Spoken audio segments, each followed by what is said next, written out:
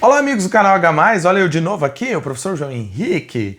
Não se esqueça de se inscrever no canal, de curtir, de compartilhar com os teus colegas, só assim a história continua. Bom, o episódio de hoje é o número 3 da nossa etapa do Brasil colonial, né? A conquista. Como é que os portugueses tomaram conta da nossa terrinha?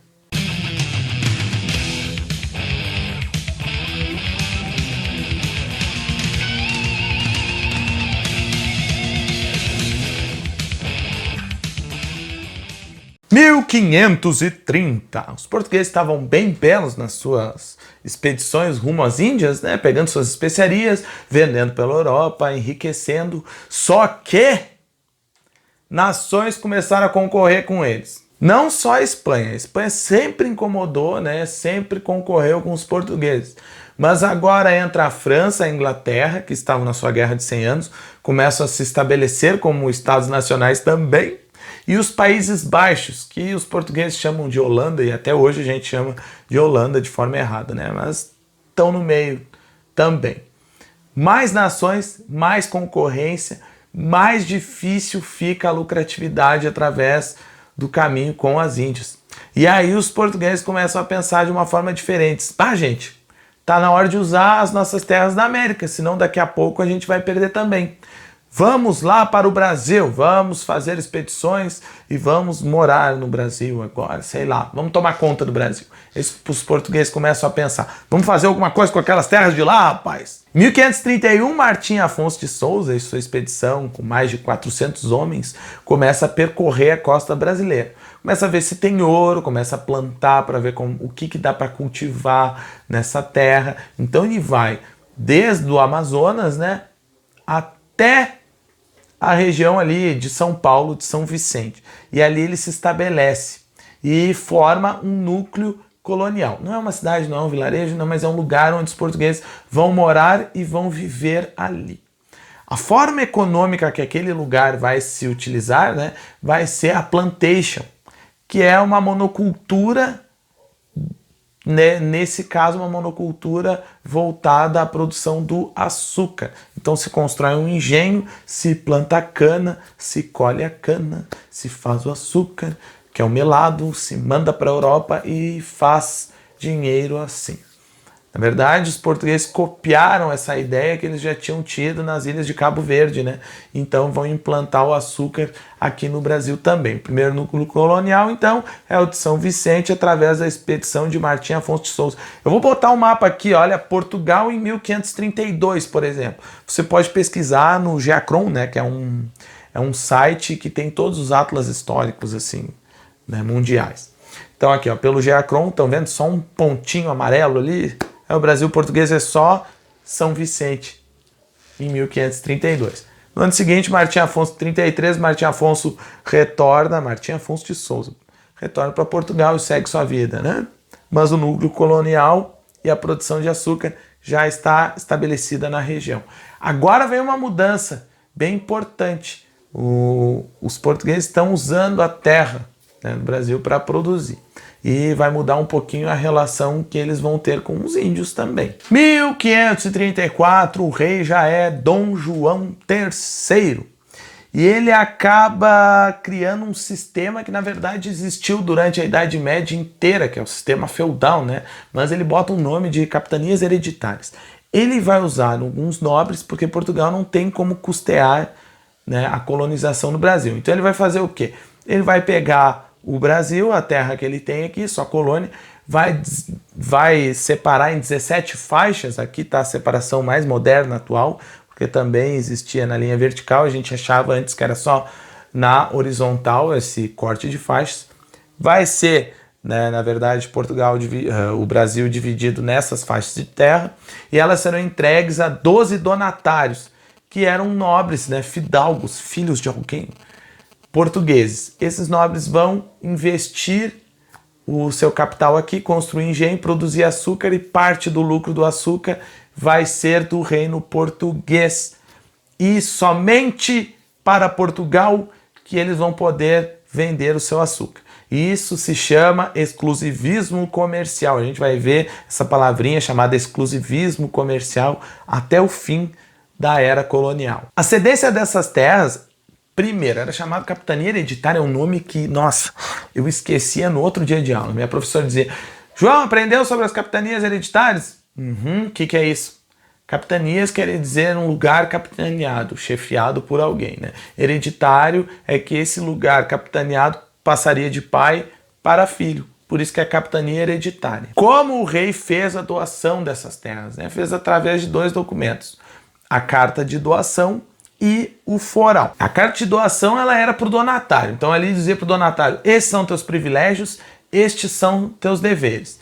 E o foral era destinado aos colonos que viriam junto, né? Diz, não, esses aqui são os deveres que tu tem que ter com o donatário e com o rei, como por exemplo, pagar os impostos, sem vergonha.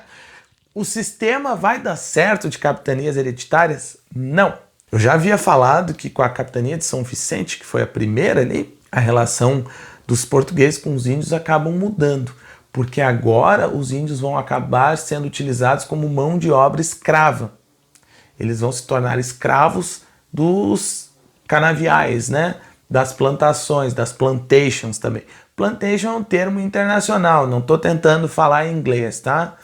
Plantation é uma monocultura utilizada num grande latifúndio, então é uma grande porção de terra onde a gente planta uma coisa só e usa o escravo como mão de obra. Agora nas capitanias hereditárias a relação do português com o índio muda, o índio é escravo, ele não aceita a escravidão de forma pacífica, é óbvio, e os conflitos vão começar, não é? Como não há presença do reino português no Brasil, não há presença oficial, é cada um por si, os donatários, a maioria nem pega suas capitanias, eu não vou ficar lá, nem a pau, Nicolau, não vou ficar não, eu não vou ficar com aquelas terras lá e tomar um baita prejuízo, os índios destroem tudo, não vou ficar. Então o sistema de capitanias hereditárias ele fracassa logo no início. Em 1534 as capitanias hereditárias começam, mas em 1548 o reino português tem que mudar a forma de gerir essas capitanias. E aí começa uma nova forma de governo na colônia, que é o governo geral. O governo geral ele não substituía as capitanias.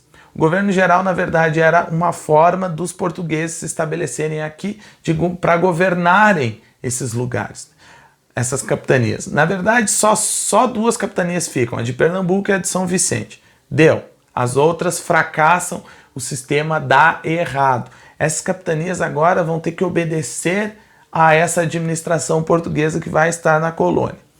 A primeira sede de administração portuguesa que vem para o Brasil se estabelece em Salvador, em 1549, por isso que Salvador é a primeira capital do Brasil. Gente, o governo geral ele veio com missões importantes. Primeiro era combater os estrangeiros. Os franceses viviam tentando pegar as terras do Brasil para si. Portugal não queria, o governo geral tinha essa missão de combater os estrangeiros. Também tinha a missão de controlar o comércio e proteger essas capitanias, né, essas plantations que existiam no Brasil contra os ataques dos índios, que agora a maior parte deles não era mais aliada aos portugueses porque elas estavam sendo escravizadas. Para isso, junto com o governo geral, vem aqueles nomes estranhos que a gente escuta na escola e eu também escutava, e vocês me escutam na sala de aula muitas vezes, vão escutar aqui no vídeo, vão esquecer, que é Capitão-Mor, é o chefe da segurança, por exemplo.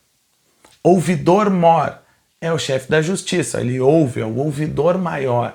Justiça é aquilo, escuta a reclamação de um e toma partido de alguém e julga, né, a pessoa, sei lá. E provedor-mor, que é o cara que cuida dos impostos e das obras do Estado aqui, do Estado português, no caso, né, na colônia. Gente, falando sobre os governos gerais, a gente vai falar sobre um por um, então, né, não, vamos falar dos 3 principais governadores gerais que nós temos nesse período. Em 1549, o primeiro cara que vem aqui é o Tomé de Souza, eu sempre esqueço esse nome aqui. O Tomé de Souza ele é o primeiro governador geral, ele constrói a sede administrativa em Salvador, é ele que transforma Salvador na capital do Brasil. Ele vem com diversos funcionários, né, soldados e também clérigos, membros do clero, cara, gente da igreja. Entre eles, Manuel de Nóbrega, que vai ser o primeiro jesuíta que vem aqui com a missão de catequizar os índios. Duarte da Costa é o segundo governador-geral que o Brasil vai ter, tá? Ele vai trazer diversas órfãs para cá, para casarem com os colonos daqui. Também é durante o período Duarte da Costa que os franceses acabam se estabelecendo no Rio de Janeiro, né? Tomando o Rio de Janeiro, tentando criar a França Antártica aqui no Brasil. O terceiro governador-geral é o Mendes Sá. Ele chega aqui em 1558. Ele vai trazer os soldados que vão combater os franceses. O sobrinho dele, o Estácio de Sá, ele ajuda a expulsar os franceses do Rio de Janeiro e cria um núcleo colonial lá. Inclusive é ele um dos fundadores do Rio de Janeiro, por isso que tem até a escola de samba com o nome, né? Estácio de Sá. E através do Mendes Sá a gente tem a intensificação da produção da plantation de açúcar aqui no Brasil, né? É onde os índios começam a ser não só exterminados, né? Como combatidos ferozmente nas chamadas guerras justas, que os portugueses chamavam de justo, né? Que era entrar e massacrar índio para todo lado. Durante o governo de Mendes Sá, que começa a ser implantado também no Brasil a escravidão africana. Além da escravidão indígena, aqui nós temos a escravidão africana. Mas os governos gerais terminam com esse estressor? Não, não. O Mendes Sá, na verdade, vai morrer em 1572 e a partir de então vão ter, por exemplo, 2 governos gerais. Agora um só de novo. 3. Eu só falei os 3 primeiros porque está se estabelecendo o governo geral no Brasil. A partir de 1640, se eu não estou enganado, aí vai ser criado o cargo de vice-rei do Brasil. Mas é muito importante nós observarmos esses 3 primeiros governos gerais para a gente ter uma amplitude do que vai ser o Brasil colônia a partir de então. Muito obrigado por mais essa aula. Não se esqueça de se inscrever, de curtir, de compartilhar, que só assim a história vai continuar.